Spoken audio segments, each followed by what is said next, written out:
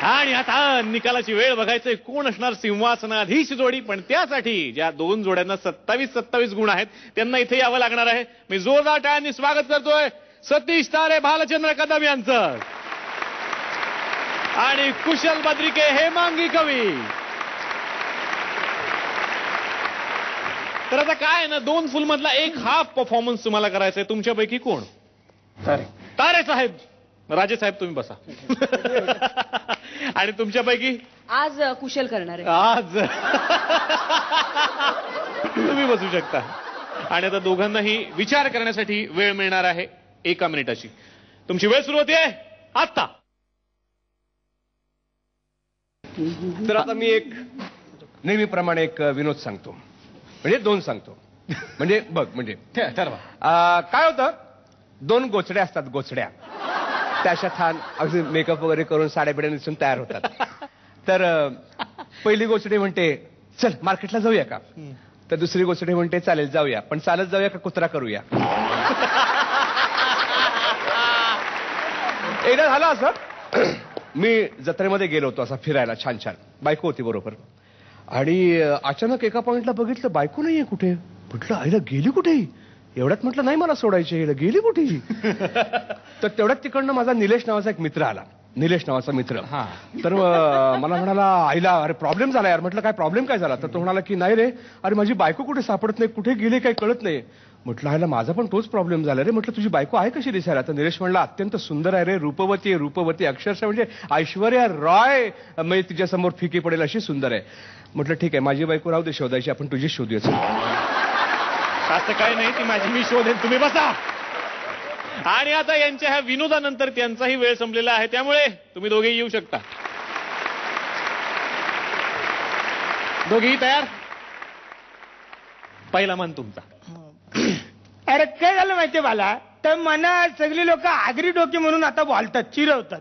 तर मी म्हणलं आता आपण आयऱ्या करूया. काय काय केलं माहितीये, 2 बादल्यांची अशी पाणी, एकाच बादलीची पाणी भरलं, एकाची अशी दारू भरली. न गारवा समोर घेऊन गेलो ना, म्हणलं आता पी. तर गारवान कुठल्या बाटलीला तोंड घातलं बोल. कुठल्या. अरे पाण्याच्या.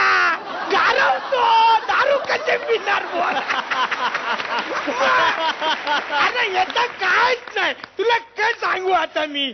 आता लोक मला विचारतात ऑटोमॅटिक म्हणजे काय. तर मी का बोललो, अरे ऑटोमॅटिक टाकली, ऑटोमॅटिक टाकली. फालतू जॉक एकदम, पण जॉक आहे. अरे हे तर एकदम फालतू, हे तर कळत नाही बा.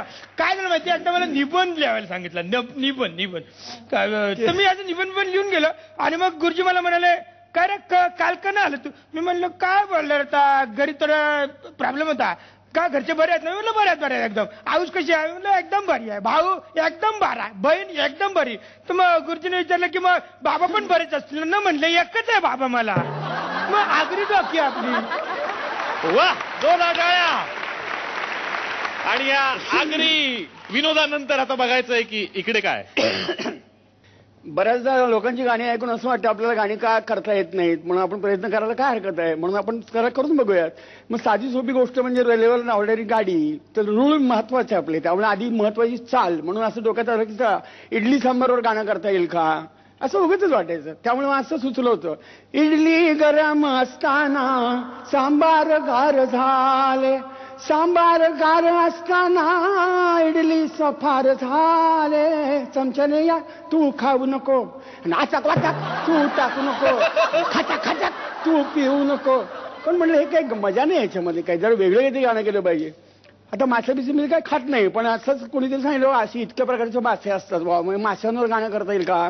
तर मासा एक मांसाहारी गाणं, माशांचं म्हणून मांसाहारी. तर असं एक गाणं सुचलं होतं. मूळ चाल ज्यांनी कोणी बांधली आहे त्यांना कोणाला भावना दुखवायची माझी इच्छा नाही, पण त्या चालीत मनाचे शब्द सुचले म्हणून मी आपले टाकले. पान रिकामे पोट रिकामे कुणाला नाही कळले रे, मासे द्या रे तळलेले, मासे द्या रे तळलेले, बांगडा सुरमई पापलेट फ्राय द्या, सोलकडी चांगली भात थोडा खाऊ द्या, आज भुकेने चित्त आणि पित्त माझे खवळले, मासे द्या रे तळलेले, मासे द्या रे तळलेले, मग म्हटलं मांसाहारी आपल्याला शाकाहारी काय करूयात का म्हणून 2 वेळा असेही सुचल्या होत्या. का खाशी चिकना मटण माणसा सोडी मटणाचा रस्सा सोडी चिकनाचा रस्सा. तर म्हटलं एखादा उपास असेल तर उपासाचं गाणं काय करता येईल म्हणून मग मूळ गाणं घेतलं लाजून हासरे ला जून. यातला ला मे महिन्यात येतो आणि जून जून जुलै ऑगस्ट. पण उपासाचे खिचडीचे पदार्थ असल्यामुळे वेळ लागतो त्याला थोडा. त्यामुळे भाजून घेते दाणे भिजवून साबुदाणे मी ओळखून आहे खिचडी तुझी ती खाणे. जाता समोरची ती काळी कढई गेरे पेटवून गॅस हलके कढईस आच दे रे. मग टाक तुपाचा गोळा. ही धमकी जवळ जो. मग टाक तुपाचा गोळा खिचडी परतून घेणे मी ओळखून खिचडी तुझी ती खाणे. आणि आता दोघांनी 1 मीटर परफॉर्मन्स दिलेला आहे. आता सगळं लक्ष आहे परीक्षकांकडे.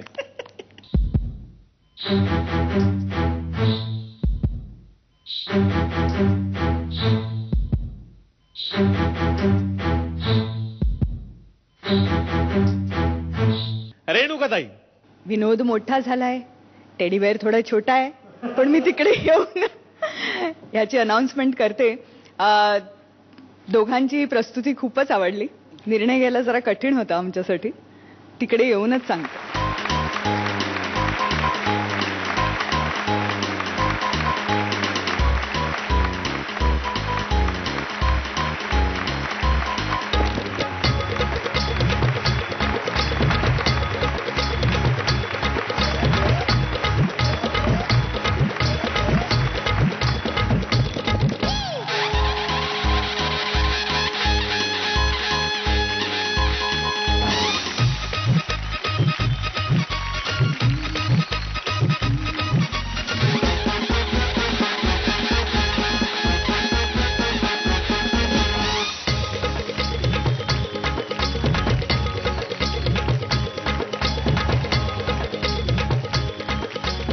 इकडे तर कॉमेडीला बहर आलाय, पण प्रेमाचा नवा बहर घेऊन आली तुमची आमची सगळ्यांचीच लाडकी आर्या. तेव्हा बघायला विसरू नका नवी सिरियल आभास. हा सोमवार ते शनिवार रात्री 8:30 वाजता झी मराठीवर. आणि आपण पुन्हा भेटू उद्याच्या भागात. तोपर्यंत हसत राहा, हसवत राहा आणि पाहत राहा. रुक बॉन्ड रेड लेवल 4x4 2 बोल 1 हाफ.